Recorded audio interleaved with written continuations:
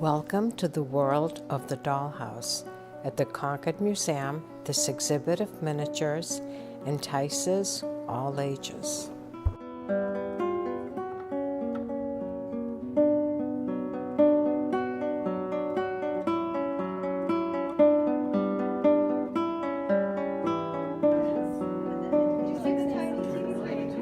On the collection?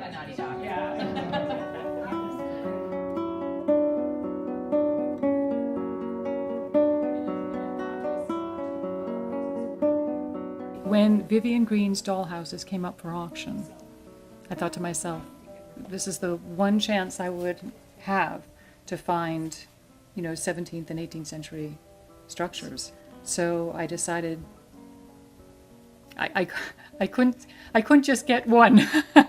They represented different time periods and different styles, so I ended up with 3 of them.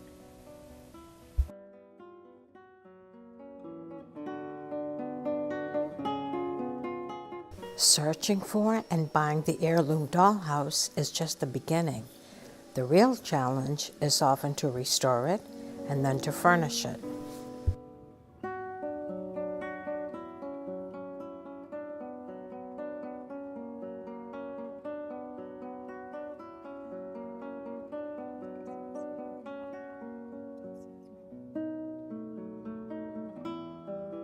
This is a chair, a Boston chair around 1735 to 1740, so that would be perfect for this time period. They think it's a Boston chair.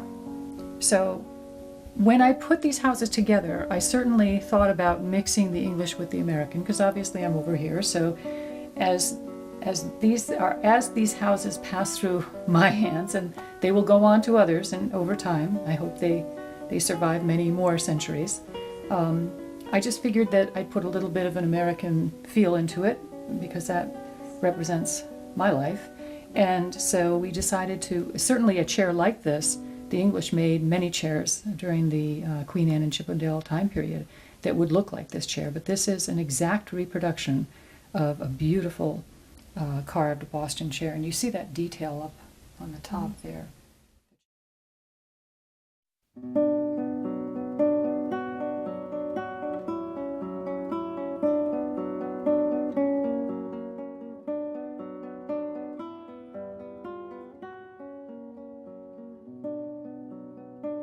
The evolution of the English house goes from the cabinet structure to something that actually looks like a country manor.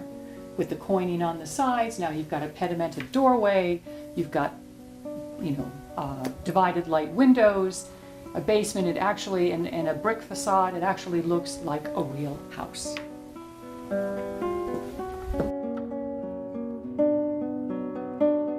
The Dutch were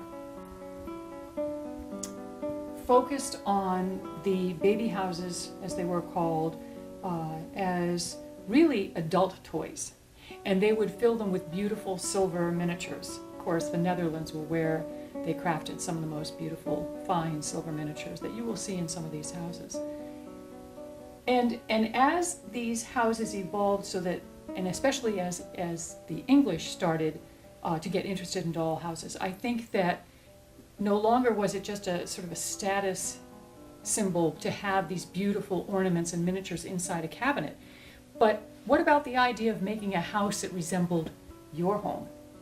So I think a lot of these houses were commissioned to cabinet makers, and I think that they had something to do with what the owner's house looked like. So I think it became a personal toy eventually for the adults, that they wanted to have something of their larger structure reflected in the dollhouse.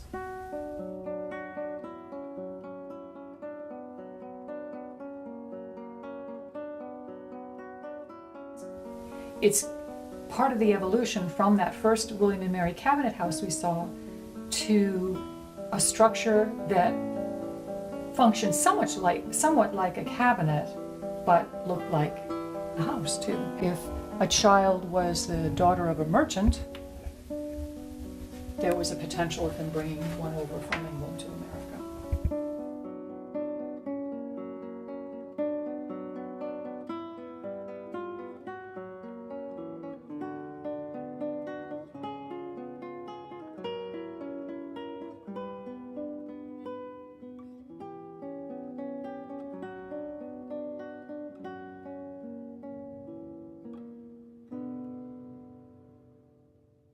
When they were first introduced, first in Germany, then the Dutch really embraced it, and then on to England. People believed that they were mostly actually made for adults, and they were something that you could put on a stair landing, something that when your friends came over, it was really quite special and, somewhat of a status symbol, because these miniatures were very lovely and finely crafted. They call them baby houses. I think that for a very wealthy child, and we know there are a handful of the doll houses in England that are on display today that were made for very wealthy children over there. I think if they were played with, they were played with significant supervision. It was not something that a young child would be able to just have their way with. And that's why they exist today, because they were treated delicately and really revered as some very, very treasured and cherished piece of the household.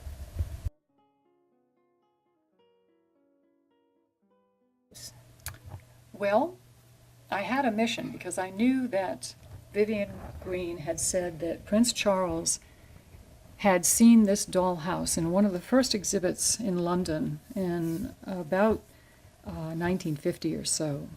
And he had visited this dollhouse exhibit and had become quite enamored of the Georgian house. At that time, she writes that there was a ghost in the upstairs. Now, I believe this was some kind of ghost that had some kind of wired mechanism that might spring out or what have you, and Prince Charles desperately wanted to see this ghost work, and they had a little bit of trouble getting the ghost to really pop out and be scary. This house needs its ghost. Even if it's a very friendly ghost, we need a ghost. And then, of course, you have to do the research on what would ghosts have looked like in the 18th century. They wouldn't look like Casper. They actually would be clothed as they would have been when they were alive, and they just looked a little bit paler. So we thought we'd make a sort of fun, very fanciful, dapper 18th century gentleman that just might want to come out and play dominoes with the little boy.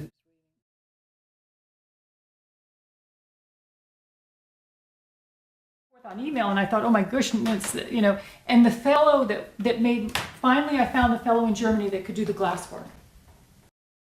Unlike today, they were not concerned about scale of items. So if you had a chamber pot that was a little bit bigger than, and was not in scale with your bed, or if you had a vase that was much bigger, say, than the scale of your bureau, that was fine. And that really adds to the charm of the 18th century, because again, these things weren't mass produced. They were produced one at a time with love and care. And as you can see, the family or the child would collect these items and put them together and make this wonderful, very personal and individualized collection. And that's, I think, what gives it that just wonderful, wonderful, warm feeling. So the rooms were very small. So here is the Camden House. And now this is 1838. And again, this is English. But what we see here is this is the beginning of the time period when you could purchase a dollhouse, and and you weren't necessarily of the aristocracy. You could be the new middle class.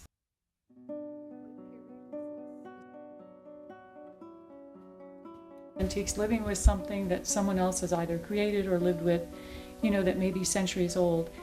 I feel like it just adds another dimension to your own life, like you're stealing more life, because it just gives you an opportunity to live multiple lives, to experience on some level what they were living with. So I just feel that it just is a wonderful way to augment the whole life cycle and human existence, is to be able to hold, look at, think about these objects that people made hundreds of years ago, and think about what they were going through at the time. And I just think that it just enriches life. Not a great one, but that was our wedding. So when I embroidered the coverlet instead of the